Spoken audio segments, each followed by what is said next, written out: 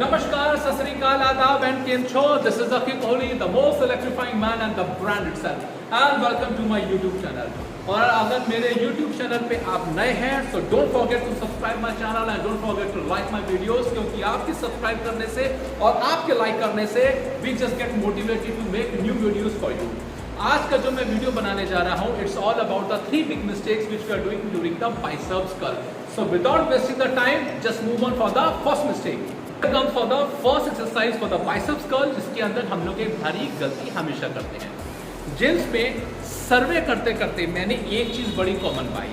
वो एक कॉमन चीज ये थी कि ड्यूरिंग द बाइसेप्स कर्ल कई लोग ये सोचते हैं जो रिवर्स कर्ल होता है that is all meant for the biceps curl, पर ऐसा कुछ नहीं है।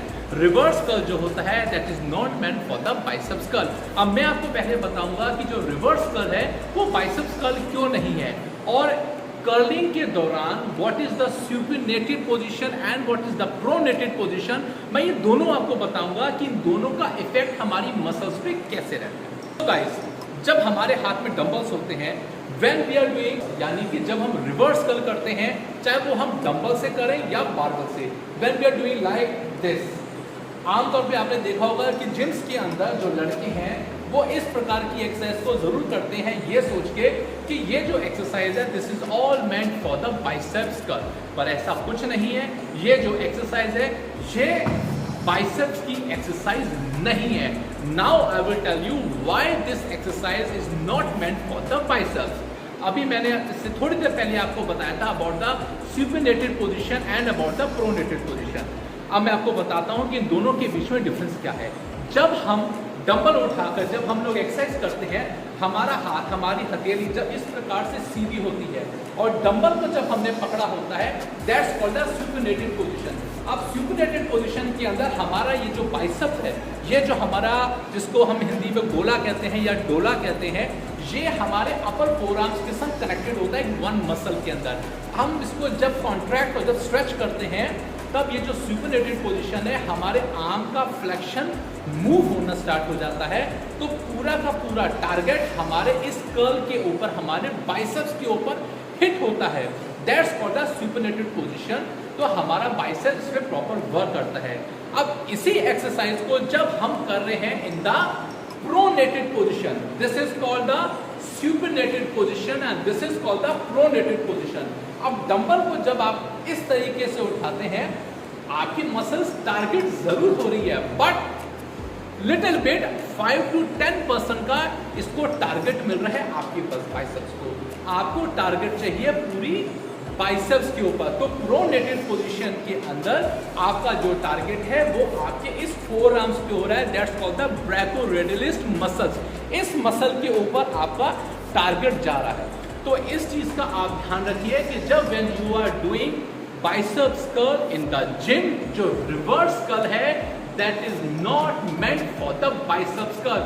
फिर मैं आगे आपको बता रहा हूं बाइसेप्स करते दौरान रिवर्स कर्ल को मत कीजिए। This is all meant for the forearms. The reverse curl is not meant for the bicep, the reverse curl is meant for the forearms, specially for the brachioradialis muscles. So now just move on for the second exercise. But guys, now here comes the second exercise.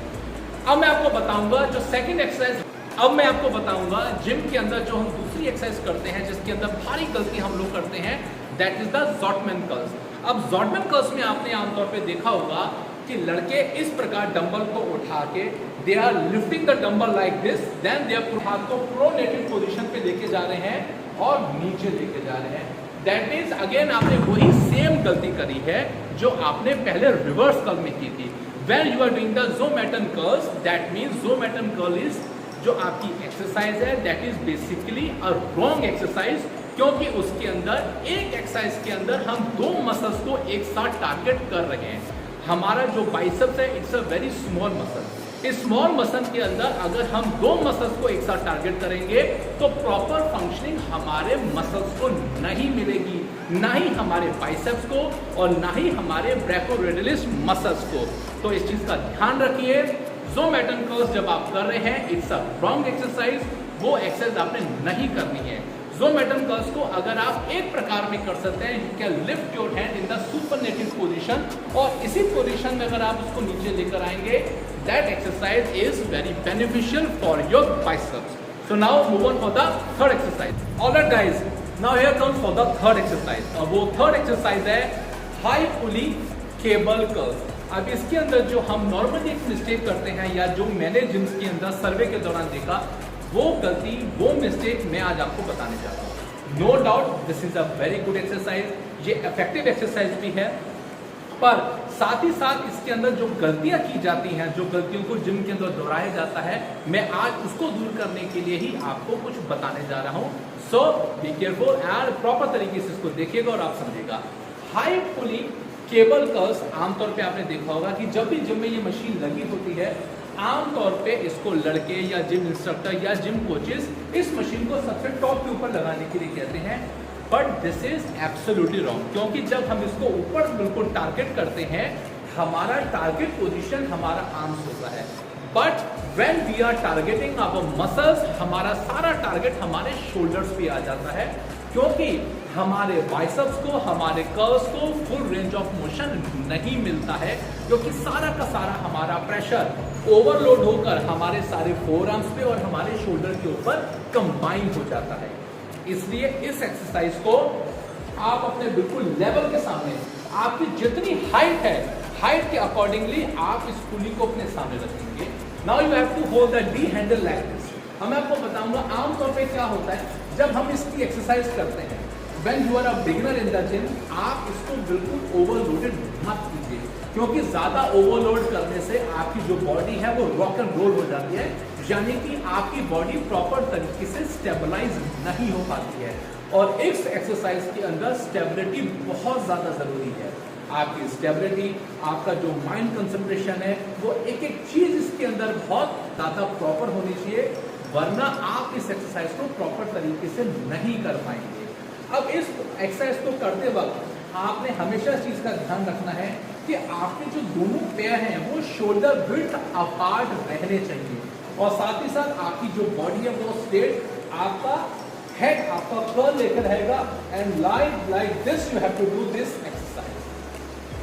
आमतौर पे लड़के इस exercise को पूरी body को tilt करके यूं करते हैं, like this they are doing, but this is the wrong exercise, क्योंकि आपकी बॉडी पीछे बेंड हो रही है, आपकी बॉडी को पीछे से स्टेबिलिटी नहीं मिल रही है. और इसके अंदर अगर आपको स्टेबिलिटी नहीं मिलेगी तो आपकी बाइसेप्स में आपको फुल रेंज ऑफ मोशन नहीं मिलेगा, और आपका जो आर्म्स है वो प्रॉपर तरीके से हिट नहीं हो पाएगा. सो इस एक्सरसाइज को प्रॉपर वे एक ही तरीका है, जस्ट स्टैंड स्ट्रेट, आपके लेग्स शोल्डर विड्थ अपार्ट होने चाहिए, बॉडी को स्ट्रेट रखिए, चेस्ट को आप अपनी बाहर रखिए, और आप अपने फेस को टिल्ट कीजिए जहां पे आपका हैंड है. Now this is the way, this is the actual way to do this high pulley cable curl, like this.